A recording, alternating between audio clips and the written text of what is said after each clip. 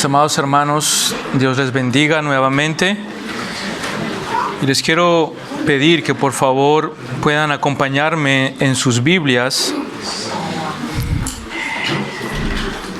en la epístola de Santiago, la carta de Santiago, preciosa carta que estamos estudiando, en el capítulo 2 de Santiago.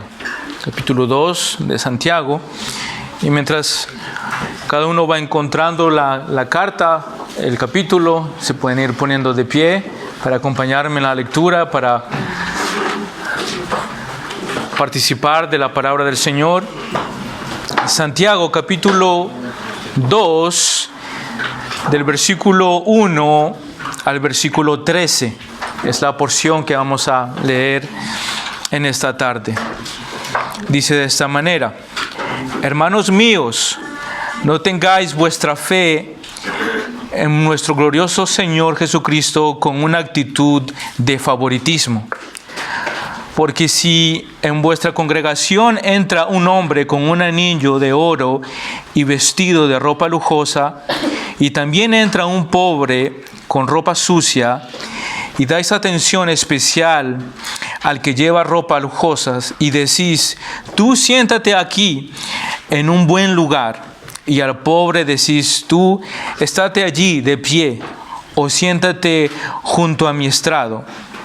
¿No sabéis o no habéis hecho distinciones entre vosotros mismos? ¿Y habéis venido a ser jueces malos, con malos pensamientos, Hermanos míos amados, escuchad. ¿No escogió Dios a los pobres de este mundo para ser ricos en fe y herederos del reino? Él prometió a los que le aman. Pero vosotros habéis menospreciado al pobre. ¿No son los ricos los que os oprimen y personalmente os arrastran a los tribunales? ¿O blasfeman ellos el buen nombre por el cual habéis sido llamados? Si en verdad cumplís la ley real, conforme a las Escrituras, amarás a tu prójimo como a ti mismo, bien hacéis.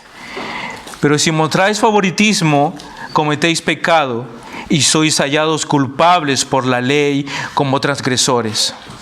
Porque cualquiera que guarda toda la ley, pero tropieza en un punto, se ha hecho culpable de todos. Pues el que dijo: no cometas adulterio, también dijo: no mates.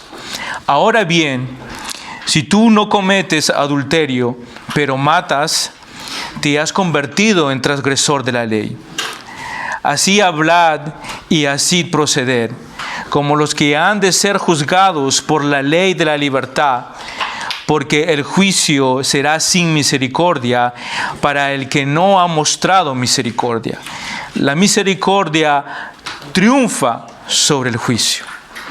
Oremos juntos, hermano.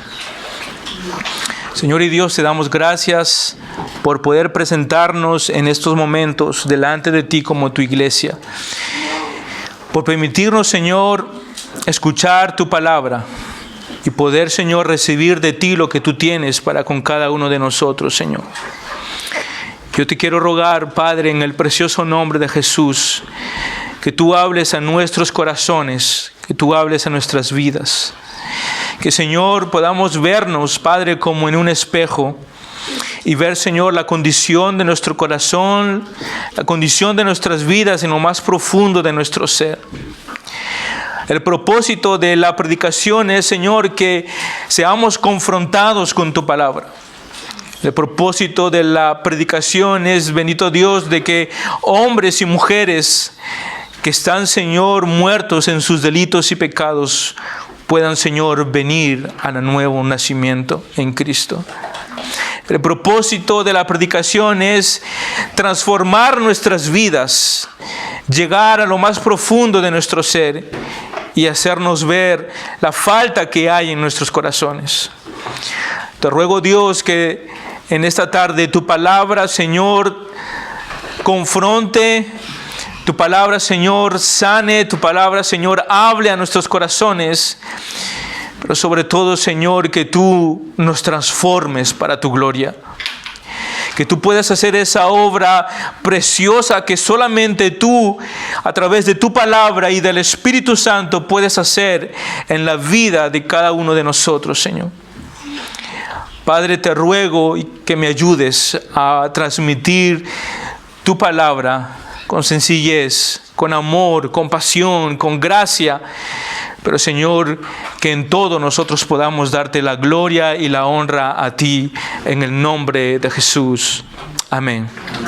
Amén. Pueden tomar su lugar, mis hermanos.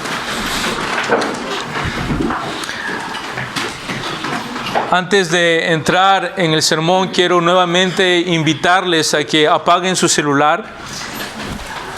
Les tengo una buena noticia: Dios no los va a llamar por teléfono. Así que apaguen su celular o pónganlo en modo avión, por reverencia a nuestro Señor, por reverencia a su palabra. Amén. El título de este sermón es Incumpliendo la ley real. Incumpliendo la ley real es el título de este sermón. Para introducir, quisiera recordarles algo que muchos de nosotros hemos vivido y muy probablemente ustedes, jovencitos que están aquí, también lo han vivido o lo están viviendo. Por lo general, nosotros, cuando los adultos hemos venido a este país, yo recuerdo a mi padre cuando llegó a esta ciudad de París, y sus limitaciones en la lengua, sus limitaciones en su profesión, en su trabajo, en muchas cosas, la discriminación se hizo rápidamente ver hacia él. Una persona que no tenía grandes estudios, una persona que no hablaba correctamente el francés. Lo único que le tocaba es hacer cualquier tipo de trabajo que podía salir para poder sustentar a su familia, como tal vez muchos de nosotros lo hemos hecho. La discriminación también se ve de muchas otras formas y de muchas otras maneras. El vestir o la vestimenta muchas veces trae una discriminación. Una misma persona puede ir vestida de una manera no adecuada a un lugar y el hecho de que esté mal vestida no es bien recibida. Y esa misma persona puede ir después muy bien vestida y elegante y perfumado y llegar en un coche de lujo y que le reciban y que le abran la puerta del coche, y no, ahí en ese momento entonces la expectativa completamente cambia. La persona es recibida con honores, las puertas son grandes, abiertas, y ya no es la misma actitud que antes. Tal vez en el colegio también. Yo recuerdo cuando yo iba al colegio aquí, cuando llegaba a la entrada de clases en septiembre, lo que todos muchachos teníamos que tener eran las últimas zapatillas a la moda. Si tú no tenías las últimas zapatillas a la moda, si tú no tenías la última chaqueta o la última mochila que acababa de salir, eras puesto de lado, discriminado. Te decían, t'es nul, como dicen los franceses aquí. O tu n'as pas d'argent para comprarte las últimas Nike, las últimas Adidas, las últimas Reebok y todo lo que ustedes quieran. Es algo que se ve y que se propaga a lo largo de tantas situaciones, pero también de tantas edades diferentes que nosotros vivimos. La discriminación se hace en el vestir, hasta aún en el hablar. Una persona que habla tal vez muy bien francés, pero que tiene un ligero acento. Muchas veces la persona que está del otro lado del teléfono va a discriminarte o va a decirte, je ne comprends pas ce que vous dites. No entiendo lo que usted me está diciendo.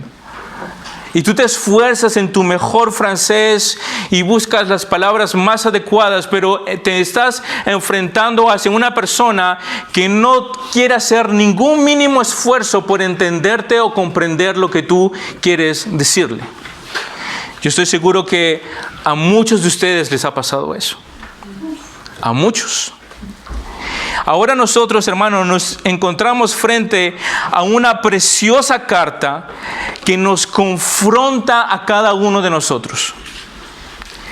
Me encanta esta carta de Santiago porque es una carta que nos habla de una manera muy práctica y muy directa.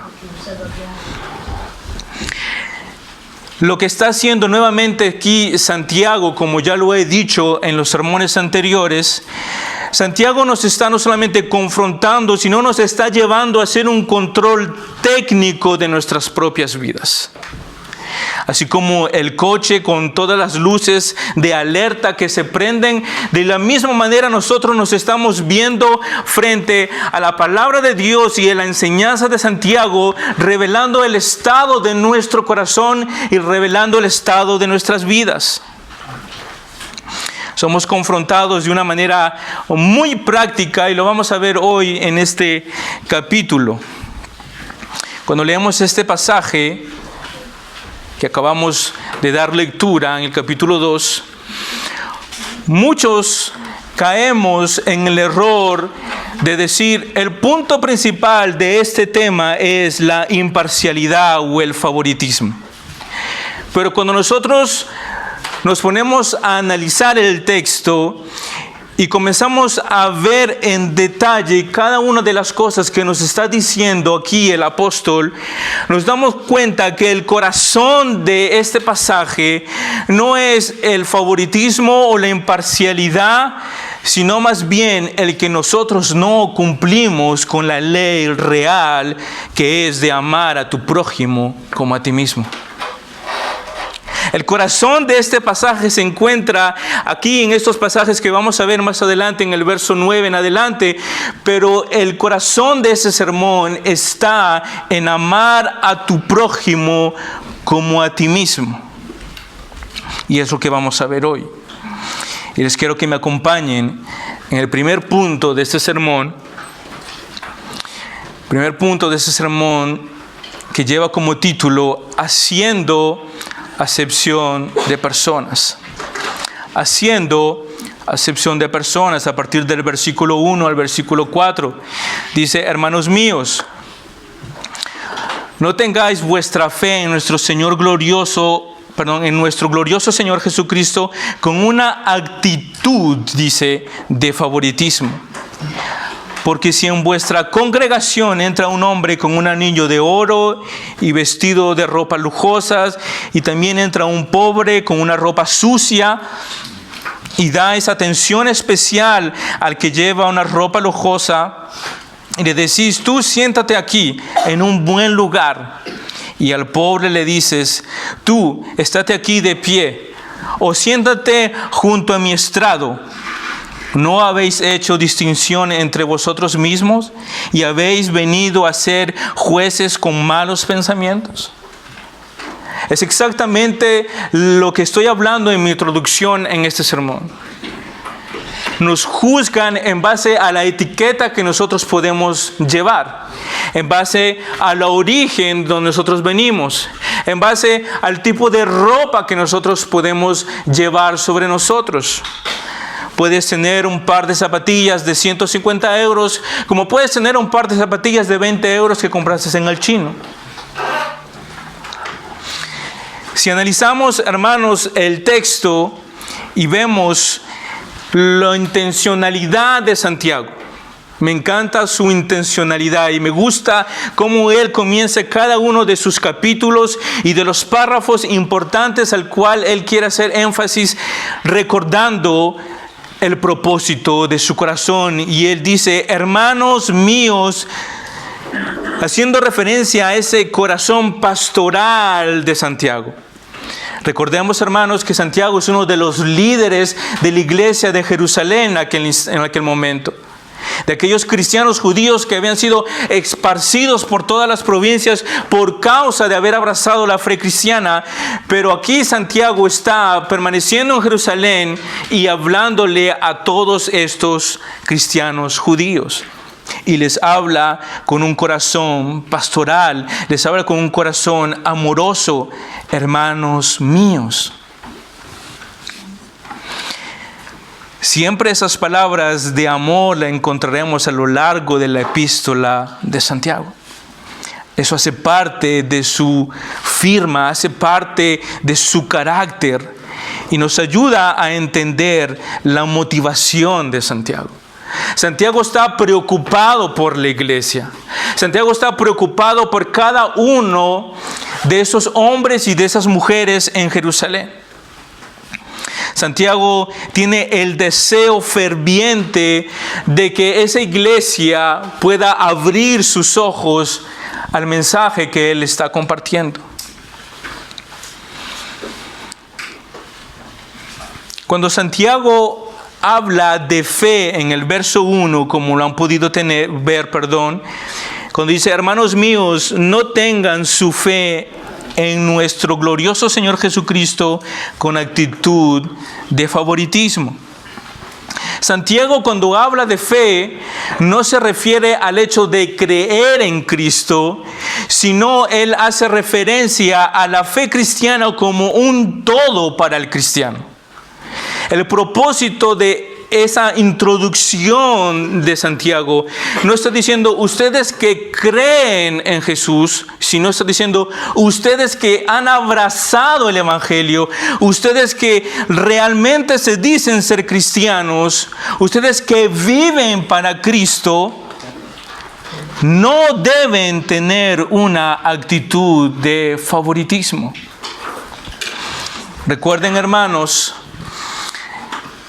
que nuevamente que Santiago está hablando a cristianos judíos que arrastraban con ellos costumbres judías, que arrastraban con ellos años de enseñanza judía.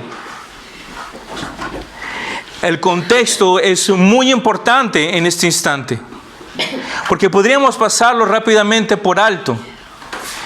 Pero si nosotros no tomamos en cuenta este contexto en el cual esta iglesia nueva, recién naciente, que ahora abraza el cristianismo, el evangelio, está arrastrando con ellos viejas maneras de vivir, viejas actitudes que ellos tenían, que ellos veían cuando ellos iban a las sinagogas.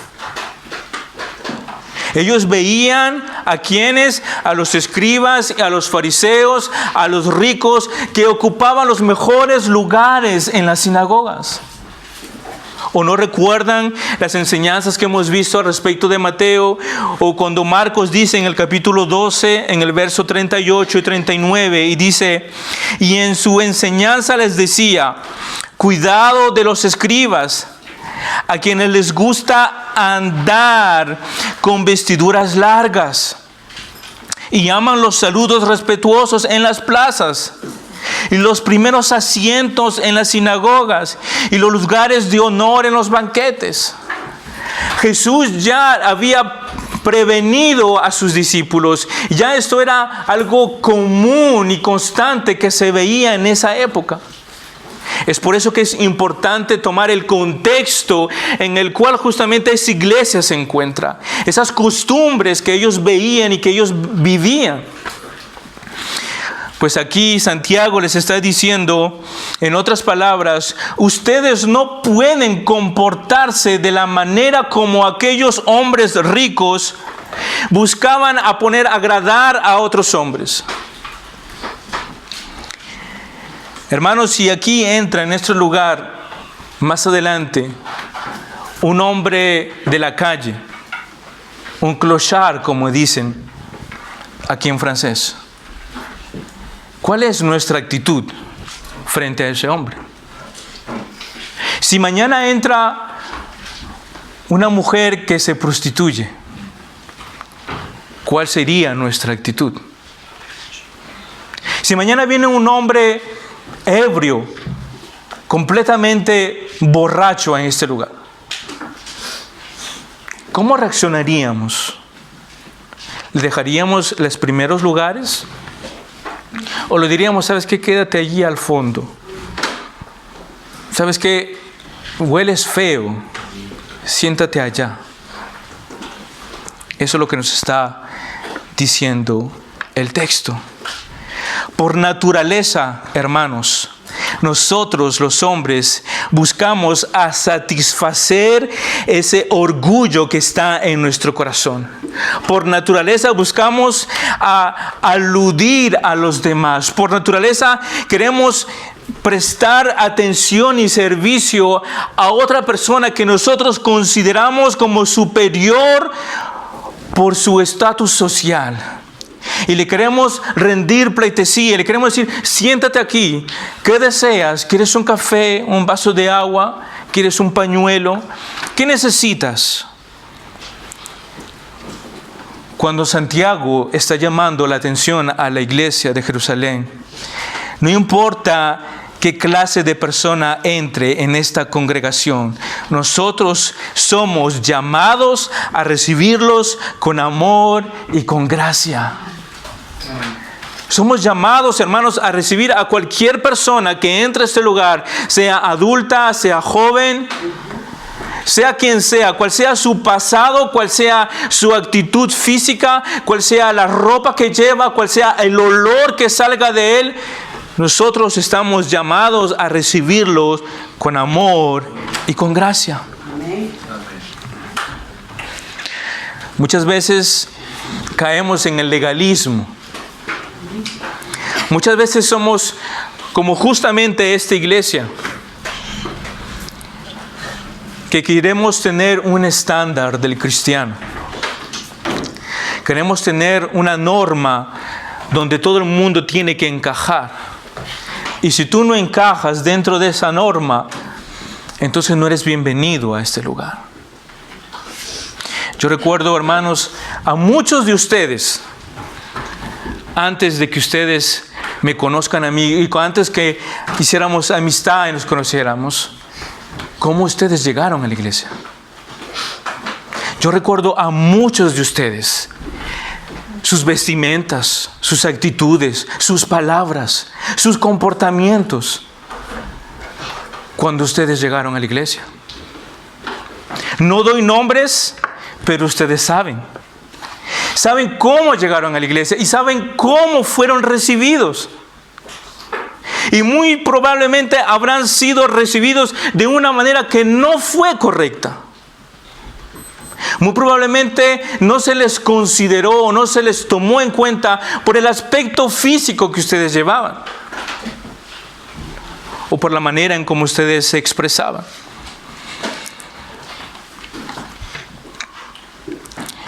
La palabra acepción en el original se refiere a aludir a una persona por motivos superficiales. En el original el texto está diciendo que son unas personas que vienen a aludir a otra por el aspecto físico o superficial de aquella persona, que hay en su apariencia, que hay en su raza, en su riqueza o en su posición social. A eso se refiere la palabra distinción o acepción, de personas. Está hablando de que, en otras palabras, nosotros estamos poniendo nuestros ojos en lo externo.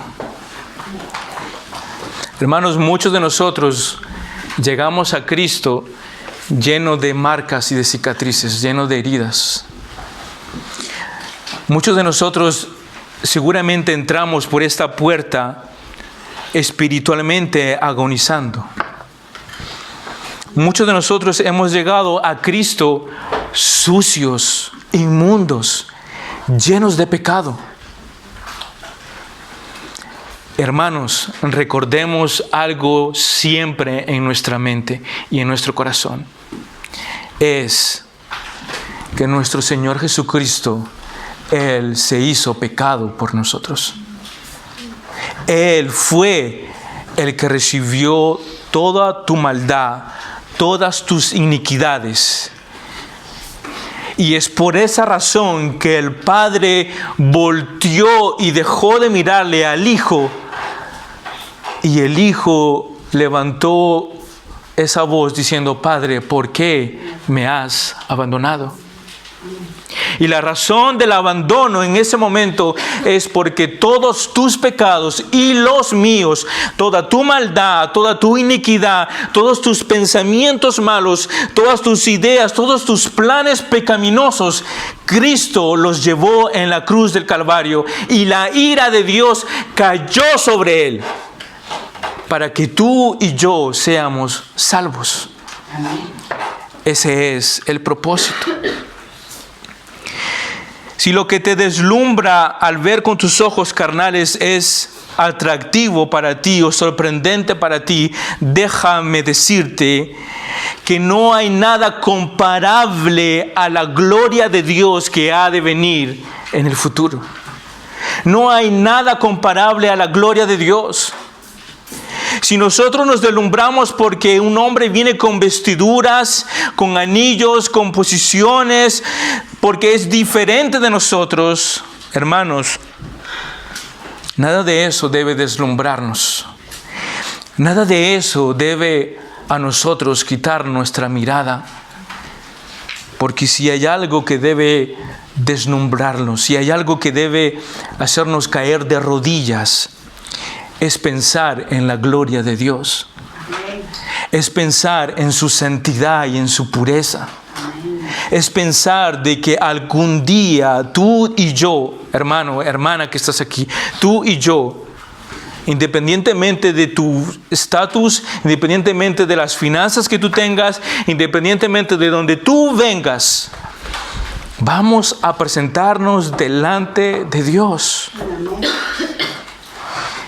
Y yo me imagino esa escena, hermanos, como la escena de Isaías.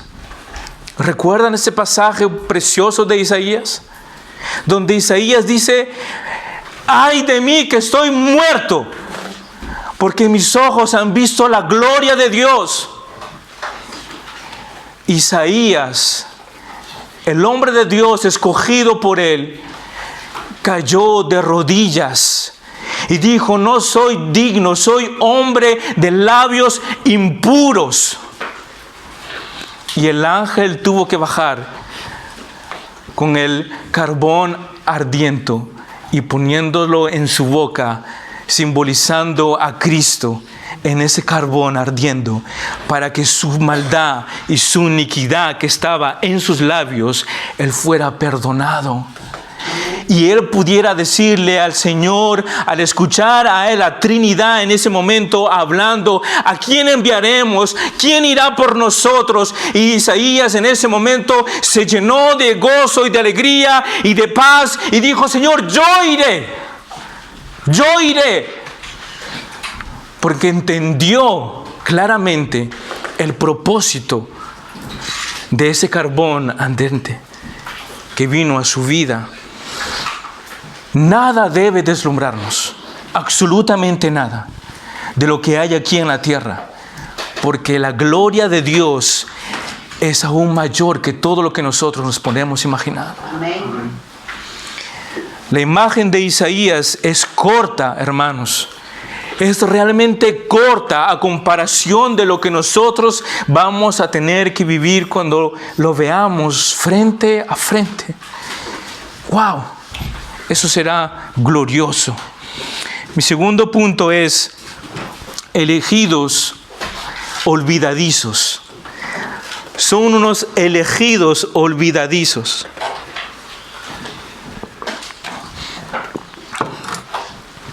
Verso 5 al verso 7 dice: hermanos míos, amados, escuchad. ¿No escogió Dios a los pobres de este mundo para ser ricos en fe y herederos del reino que Él prometió a los que le aman? Pero vosotros habéis menospreciado al pobre. ¿No son los ricos los que os oprimen y personalmente os arrastran a los tribunales? ¿No blasfeman ellos el buen nombre por el cual habéis sido llamados? Ven, hermanos, conmigo nuevamente ese corazón pastoral de Santiago. Y esta vez agrega y dice: hermanos míos amados, escuchad. La intención nuevamente de Santiago es atraer la atención sobre el mensaje que él tiene que dar. Es importante para él que el pueblo en ese momento escuchara claramente lo que él quiere comunicar a esos cristianos judíos que necesitan escuchar la palabra de Dios.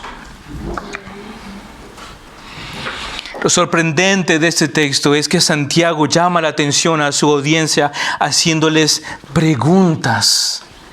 Preguntas específicas, preguntas que ellos conocen la respuesta, preguntas que normalmente ellos no tendrían que hacérselas porque ellos deberían ya vivirlas.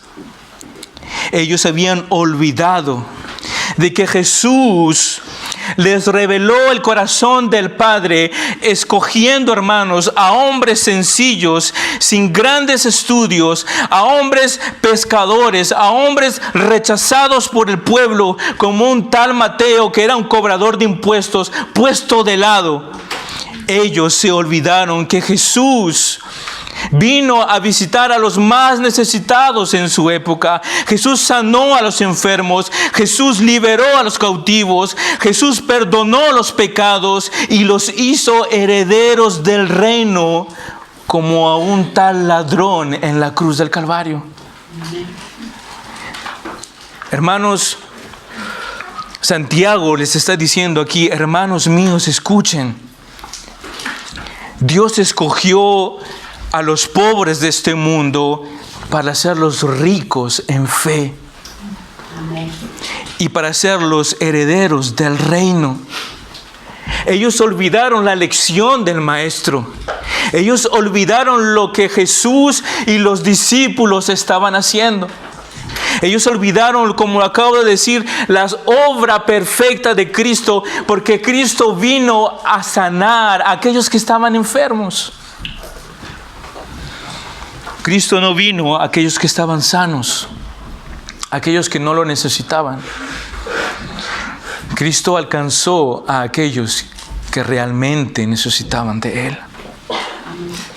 Y utilizó a hombres muy sencillos, a hombres que no tenían grandes estatus sociales, a los pobres de este mundo, a los pescadores que se pasaban días pescando y que muchas veces no pescaban nada y sus redes estaban vacías.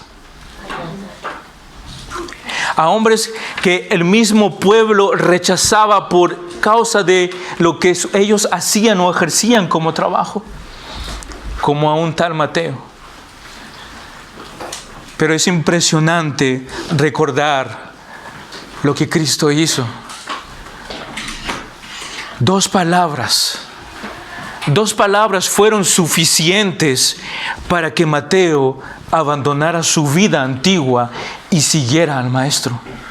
Solo 2 palabras. Ven, sígueme.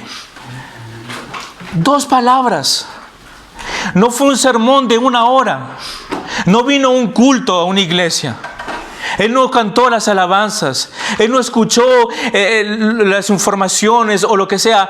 Él escuchó la voz del Maestro y 2 palabras fueron suficientes. Aquel hombre que era rechazado y humillado por su condición, por lo que él era y lo que él representaba, Jesús lo escogió a él.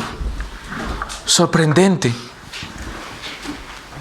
Aquellos hombres que nadie daba un centavo por ellos, Dios escogió a esos hombres. Amén. Para utilizarlos, para hacer de ellos pescadores de hombres. Y ahí tenemos a un Pedro en su primer sermón. Y miles se convierten. Miles se convierten en un solo sermón. Porque lo que el mundo desprecia, la apariencia que nosotros podemos tener, el estatus social que nosotros podemos representar, la manera como nosotros nos expresamos o la elocuencia que nosotros podemos tener, el mundo la rechaza y te dice, tú no vales nada. Pero viene Cristo y te dice, yo te quiero utilizar a ti. yo quiero hacer mi obra por medio de ti. Lo más sorprendente, hermanos, es de que estos hombres o esta iglesia tenían las mismas actitudes que aquellos ricos que los habían oprimido antes, que los habían menospreciado y hasta los habían arrastrado frente a los tribunales.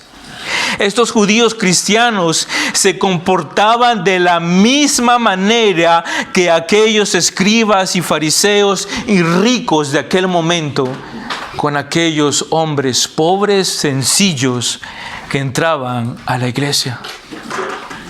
Tenían esa misma actitud. Por eso dije, es importante tomar en cuenta el contexto en el cual se está pasando esto. Ellos habían vivido este tipo de cosas. Ellos habían visto esas actitudes dentro de las sinagogas. Entonces para ellos era normal que cuando una persona entraba y no encajaba dentro del el estándar que ellos tenían, las ponían a sentar allá al fondo. Siéntate allá. O no hay asiento, quédate de pie allá en una esquina, en un rincón. Esa era la actitud que ellos tenían.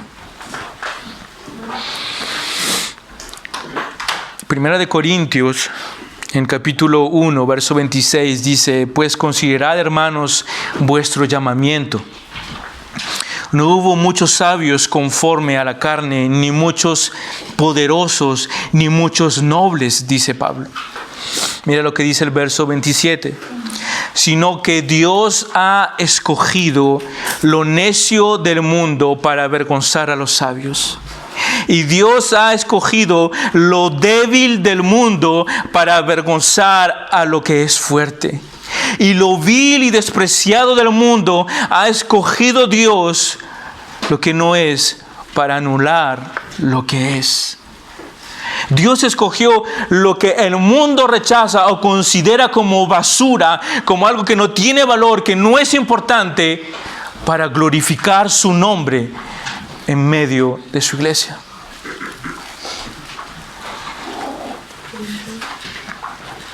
Si nosotros consideramos el llamamiento glorioso de nuestro Dios y Padre, lo que Él ha hecho, el mundo, hermanos, nos ha podido tal vez despreciar. El mundo tal vez nos ha podido poner de lado y no considerar. Pero nuevamente, hermanos, si nosotros nos dejamos deslumbrar por lucecitas que brillan a nuestro alrededor, porque el otro tiene una mejor casa, porque el otro tiene un mejor trabajo, porque el otro tiene un mejor coche, porque el otro tiene una mejor economía, y nos dejamos deslumbrar por eso, estamos olvidando lo esencial, de que nosotros no hemos sido creados para brillar aquí bajo la misma luz que el mundo. Nosotros hemos sido llamados a brillar bajo la luz de Cristo. Nosotros hemos sido llamados a ser sal en esta tierra. Nosotros hemos sido llamados a ser apartes, separados, santos, un pueblo escogido por Dios. Nosotros somos llamados, hermanos, a reflejar la luz de Cristo.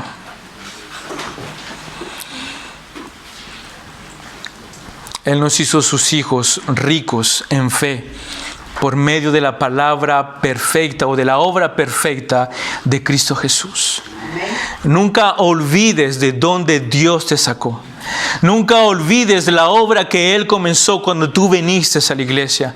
Nunca olvides ese trabajo que el Espíritu Santo hizo cuando te confrontó con tu pecado por la primera vez. Porque eso es lo que nos mantendrá a flote. Eso es lo que nos mantendrá humildes. Eso es lo que nos va a ayudar a considerar a los demás como superiores a nosotros mismos. Eso es lo que nos va a ayudar a considerar a aquel que entre por este lugar, hermanos, con amor y con gracia. Nunca olvides lo que Dios ha hecho en ti. para que mires a los demás con ojos de amor y de misericordia. Esto me lleva a mi tercer punto, la ley real, el verso 8 al verso 11.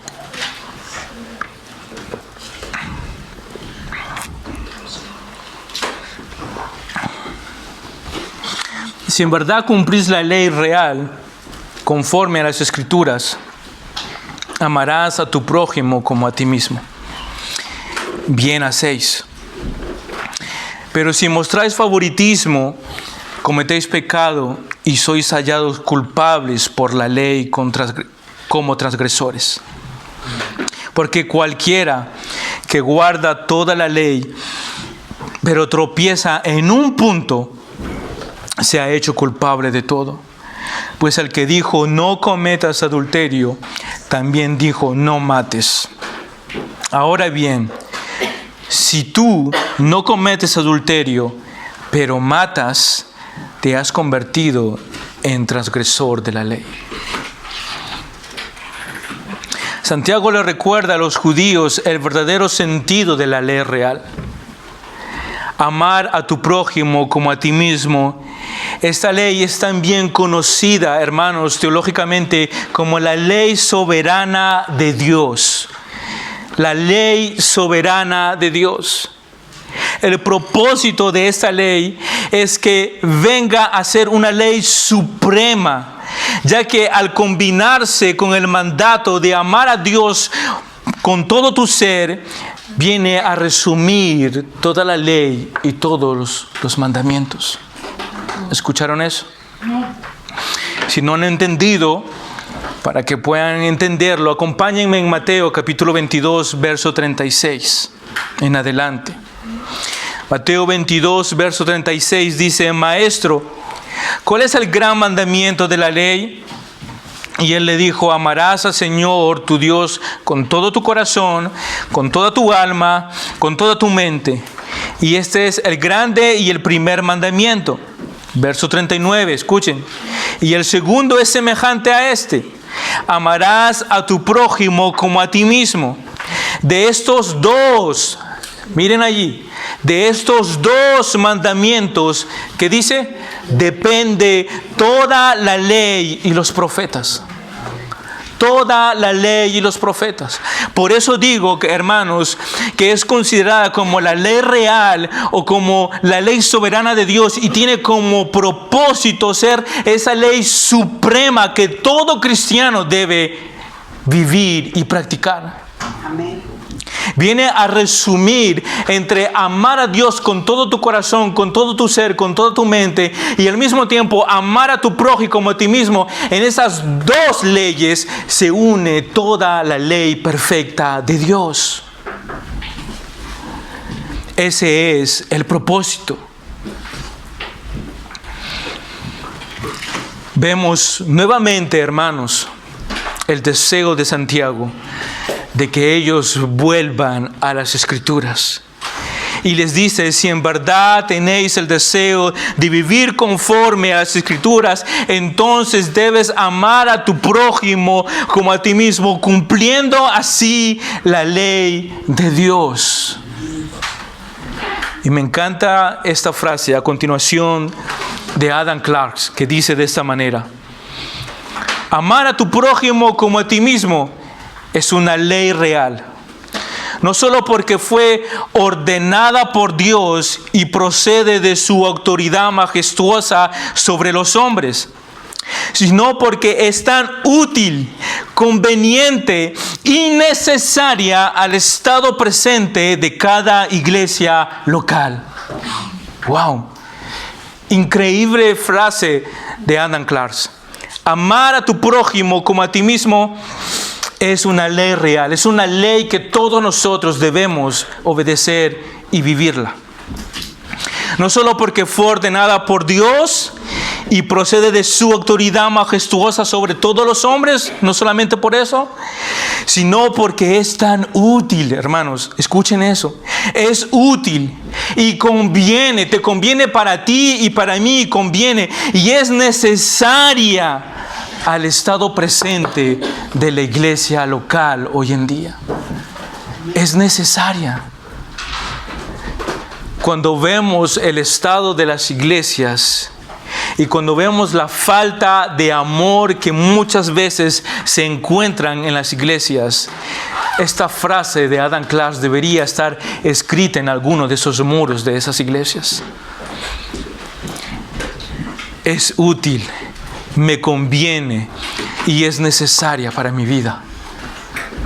Es necesaria para mí.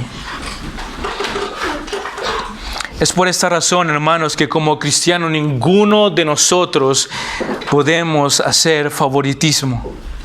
Y tal vez ustedes me dirán, sí, hermanos, pero es que a veces tenemos mejor relación con ciertas personas que con otras. A veces nos entendemos mejor el uno con el otro. Pero hermanos, hay una frontera. Hay una frontera muy delgada y muy fina a la cual nosotros no debemos pasar. El favoritismo. No puede haber favoritismo entre el uno y el otro. No puede haber favoritismo porque es mi familia o porque no lo es. No puede haber favoritismo porque es de mi país, de mi ciudad o de mi cultura. No puede haber favoritismo. Y tal vez le duela a algunos de nosotros, pero es una verdad claramente específica aquí en el texto. No lo estoy diciendo yo, lo dice la palabra de Dios. No puede haber favoritismo en medio de la iglesia. No hay unos mejores que los otros. Al cumplir la ley de Dios, independientemente de cuál sea el mandamiento que nosotros no hayamos podido cumplir o no hayamos podido pasar, hermanos, eso nos descalifica por completo. Yo recuerdo la semana pasada en la clase de la confesión de fe, y abro un pequeño paréntesis aquí, y les decía a los hermanos que, hermanos, no hay nadie que pueda cumplir la ley de Dios perfectamente. Para los que estuvieron en la clase, no hay nadie. No hay nadie que pueda decir a alta voz, con todas sus fuerzas y con total seguridad, decir: yo amo al Señor con todo mi corazón, con toda mi alma y con toda mi mente. No hay nadie que lo pueda decir. ¿Saben por qué, hermanos? Porque todos nosotros pecamos contra Él. Porque todos nosotros, hermanos, no hay un día en que nosotros no pequemos. No hay una semana en que nosotros no pequemos. No hay un mes en que nosotros no pequemos. Continuamente pecamos. Nuestros pensamientos no son completamente cautivos por Dios. Toda nuestra alma no está completamente cautiva por Él. Todo nuestro corazón y todas nuestras fuerzas no están completamente cautivas por nuestro Dios. Resbalamos en el camino, miramos cosas que no tenemos que mirar, hacemos cosas que no tenemos que hacer, decimos cosas que no tenemos que decir, actuamos de maneras que no tenemos que actuar. Eso nos dice claramente que ninguno de nosotros, y yo me incluyo, ninguno de nosotros puede decir que ama a Dios con todo su corazón, con toda su mente, con toda su alma, con todas sus fuerzas. Porque continuamente le fallamos. Es por esta razón que quiero llamar a aquellos que tal vez escuchen este mensaje, o aquellos que no conocen a Cristo, decirles: mira, tú no puedes cumplir la ley de Dios. Tú no puedes alcanzar el favor de Dios con tus fuerzas. Si tú crees que con tu comportamiento, que con tu actitud puedes alcanzar el favor de Dios y llegar a la vida eterna, estás completamente equivocado. Tienes que entender que hay uno solo que pudo cumplir con toda la ley de Dios perfecta. Y es por eso que nosotros predicamos desde este púlpito a Cristo y solo a Cristo. Porque Él es el que murió en la cruz. Porque Él es el que nos dio salvación y vida eterna. Es por eso, amigo, que escuches este sermón o que estás aquí sentado y que no conoces a Cristo, que te quede algo de este sermón. No puedes cumplir con la ley de Dios. No puedes presentarte delante de Dios confiadamente y pensar que Él te va a recibir con los brazos abiertos. Si tú no le has entregado tu vida a Él y si tú no vives conforme a sus estatutos, no podrás entrar delante de la presencia de Dios. Serás rechazado y serás enviado al infierno por la eternidad. Y ese es el verdadero mensaje. Así que ven a Cristo mientras puedas. Ven a Cristo porque lo necesitas. ¿O no recuerdas a aquel joven rico? Como en los evangelios, cuando vemos en Lucas, en Mateo y en Marcos, donde justamente en Mateo 19, ese joven rico se acerca a Jesús y le dice: ¿qué debo hacer para encontrar la vida eterna? ¿Qué debo hacer para ser salvo, en otras palabras? Y Jesús le responde: ¿has guardado la ley y los mandamientos? Y este joven le responde con seguridad en su corazón. Le dice: sí, los he guardado todos. Toda la ley la he guardado. Y Jesús les dice: ve entonces y reparte todos tus bienes a los pobres y sígueme. Pero en ese momento la respuesta fue otra. En ese momento este joven rico dice que su corazón se llenó de tristeza porque tenía muchos bienes. En otras palabras, hermanos, si nosotros analizamos la respuesta de este joven, él dice haber cumplido con toda la ley y con todos los principios. Pero Jesús le dijo: si tú has cumplido con toda la ley y con todos los principios, dentro de esa ley dice: amarás a tu prójimo como a ti mismo. Y si tú ves a un hombre, a otro hermano, a tu prójimo en necesidad, debes despojarte de lo tuyo para darle a aquel que está en necesidad. Y la respuesta de este joven al mensaje de Jesús, a decirle: anda y reparte todos tus bienes a aquellos que están necesitados, a tu prójimo, ámalo como a ti mismo, su respuesta fue: no puedo. Porque su corazón estaba atado a sus riquezas. Porque él no había cumplido ninguna de las leyes. En verdad, solo eran palabras. Solo era una actitud externa. Solamente era una manera de presentarse muy preciosa, a tal manera que todo el mundo era deslumbrado por el comportamiento y la actitud de aquel joven rico. Pero Jesús, que conoce los corazones, hermanos, Jesús que conoce tu corazón y el mío, te dice: ama a tu prójimo como a ti mismo. Eso implica despojarte de todo lo que tú tienes para darle a aquel que no tiene. Y termino con mi cuarto punto. Actúa con misericordia. Actúa con misericordia.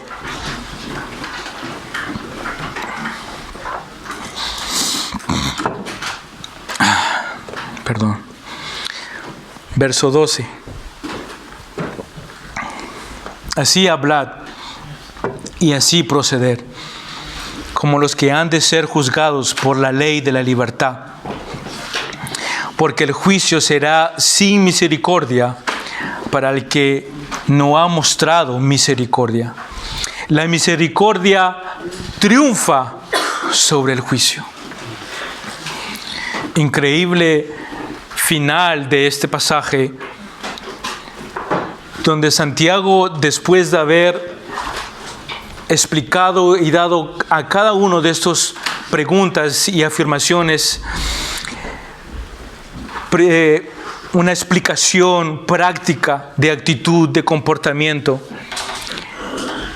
termina con unas palabras de ánimo, de consuelo, para que nosotros reflexionemos. ¿Cómo tienes que entonces actuar ahora? ¿Cómo debemos nosotros seguir lo que acabas de decirnos, Santiago? ¿Cómo debemos comportarnos ahora? ¿Qué es lo que sigue? ¿Cuál es la etapa siguiente después de todo esto? Santiago dice, así tienen que hablar y así tienen que proceder. Y les dice, como los que han de ser juzgados por la ley de la libertad. ¿Y cuál es la ley de la libertad? ¿Quién nos liberó del pecado si no es Cristo? ¿Quién nos liberó de la condenación eterna a la cual nosotros estábamos todos rumbo en dirección a ella? Dice que cuando Él venga, hermanos, por segunda vez y que descenderá del cielo, y dice que todo ojo le verá y bajará con sus ángeles. Hermanos, esta vez Él no bajará como un cordero manso y humilde. Esta vez Él va a venir a pesar los corazones. Él va a venir a juzgar las vidas de cada uno de nosotros. Él va a venir esta vez con una espada en la mano y apartará a aquellos que deben ser salvos, a aquellos que deben ser condenados por la eternidad. Hermanos, el texto dice que si nosotros reflexionamos a lo que Santiago nos está diciendo, cómo debemos hablar, cómo debemos proceder en base a ese pensamiento de que nuestro Señor Jesús vendrá, pero ya vendrá como juez. Ya no vendrá, hermanos, como un cordero. Él vendrá a separar las ovejas de los cabritos.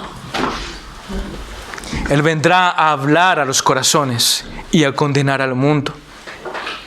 Y el verso 13 dice, porque el juicio, miren, dice, porque el juicio será sin misericordia para el que no ha mostrado misericordia.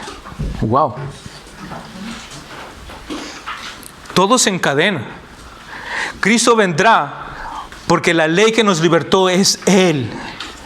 Y esta vez vendrá como un juez. Y dice, el juicio que se va a presentar en ese momento será sin misericordia para aquellos que no tuvieron misericordia.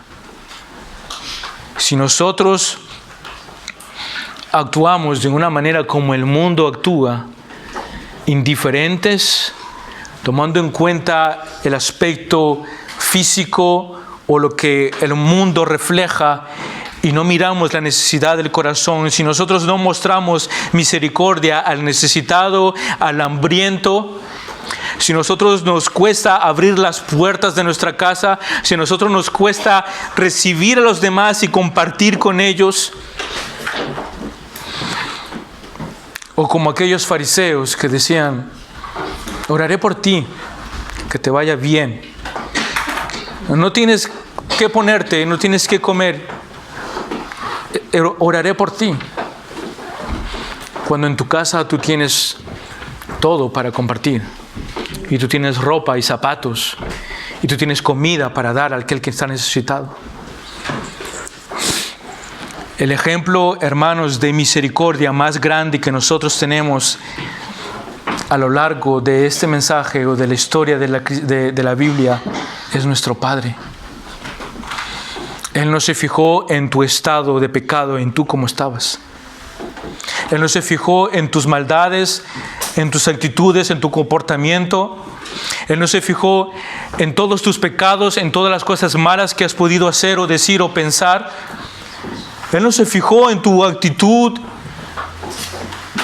Lo que Él quiso es demostrarse su misericordia y su amor para con nosotros.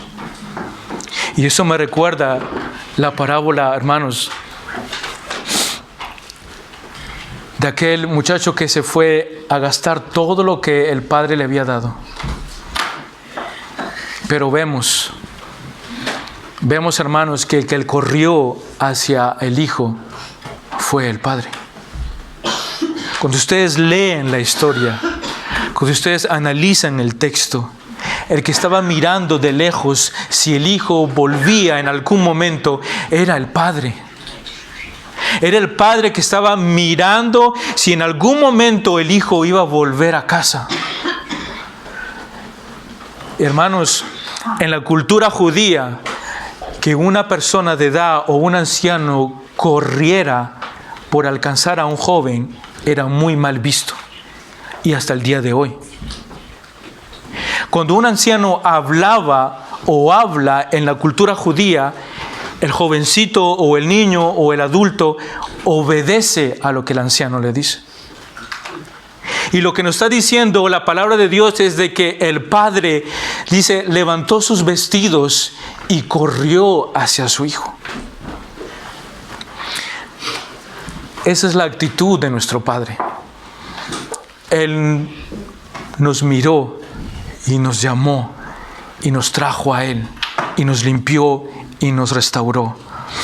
Y quiero terminar con este pasaje precioso de Miqueas y quisiera que por favor me acompañen y abran sus Biblias en el libro de Miqueas, capítulo 6.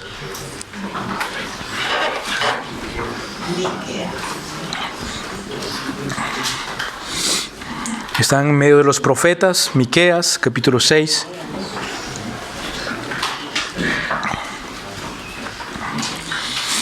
Miqueas, capítulo 6, verso 8. Dice de esta manera.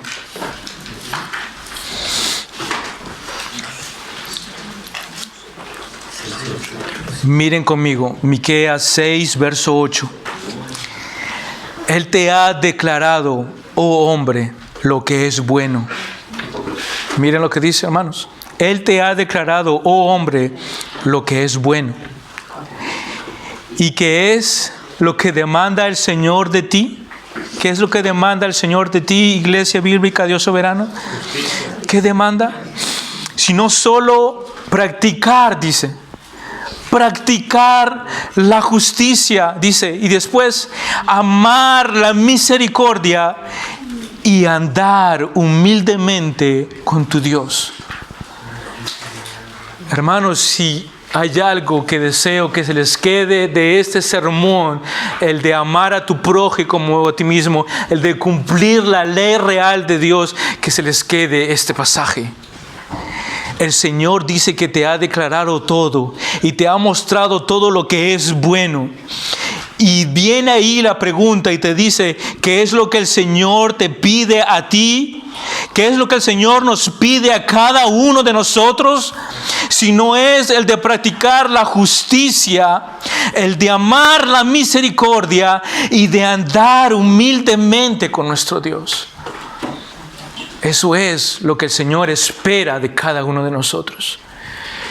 Que nosotros practiquemos la justicia, que amemos la misericordia y que andemos con humildad delante de nuestro Dios. Amén. Amén. Oremos. Señor y Dios, gracias por tu palabra. Ella es fiel y verdadera. Y ella es la que habla en nuestros corazones y penetra en lo más profundo de nuestro ser. Quiero rogarte, Señor, que tú bendigas a mis hermanos. Que tú los guardes, que tú obres, Señor, en sus vidas. Que hables a sus corazones. Oh, Señor, mira nuestros corazones y mira cuán falto estamos. Cuánta necesidad hay en nosotros, Señor, de ti. Y ayúdanos, Señor, a practicar la justicia, a amar la misericordia y a andar en humildad contigo. Amén.